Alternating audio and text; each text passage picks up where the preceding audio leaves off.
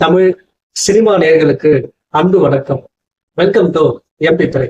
பாண்டி ராயன் இந்த படங்களை தொடர்ந்து இயக்குனர் தனுஷனுடைய அடுத்த படைப்பா வெளிவந்திருக்கிற திரைப்படம் தான் நிலவுக்கு என்னடி என் மேல் கோபம்.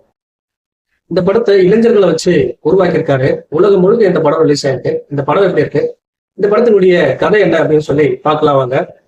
காதல் தோல்வி அடைந்த நாயகன் பாவிஸுக்கு திருமணம் செய்து வைக்க அவருடைய பெற்றோர்கள் பெண் பார்க்கிறாங்க.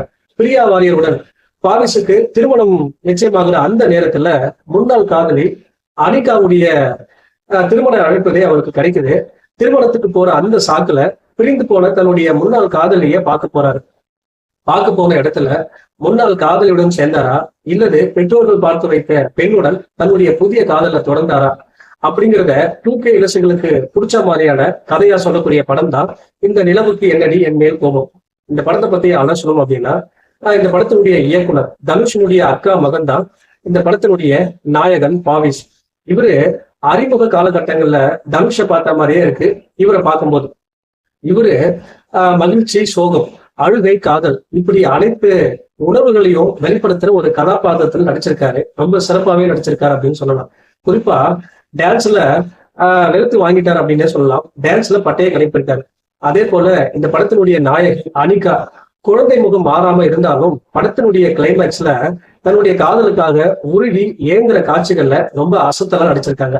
அதே போல படத்தினுடைய நாயகனுடைய நண்பனா நடிச்சிருக்கக்கூடிய மேத்யூ தாமஸ் நம்ம எல்லாரையுமே சிரிக்க வச்சிருக்காரு. ரொம்ப சிறப்பாகவே நடிச்சிருக்காரு. இந்த படத்தினுடைய இசையமைப்பாளர் ஜிவி பிரகாஷ் எல்லா பாடல்களையும் கேட்கிற மாதிரி கொண்டாடுற மாதிரி கொடுத்திருக்காரு. பின்னணி இசை இந்த படத்துக்கு மிகப்பெரிய பலமா அமைஞ்சிருக்கு. பாடல்கள் எல்லாமே பாத்தீங்கன்னா காதலுக்கு உயிரோட்டம் அளிக்கக்கூடிய வகையில இருக்கு. இந்த படத்தினுடைய ஒளிப்பதிவு ரொம்ப கலர்ஃபுல்லா கொடுத்திருக்காங்க.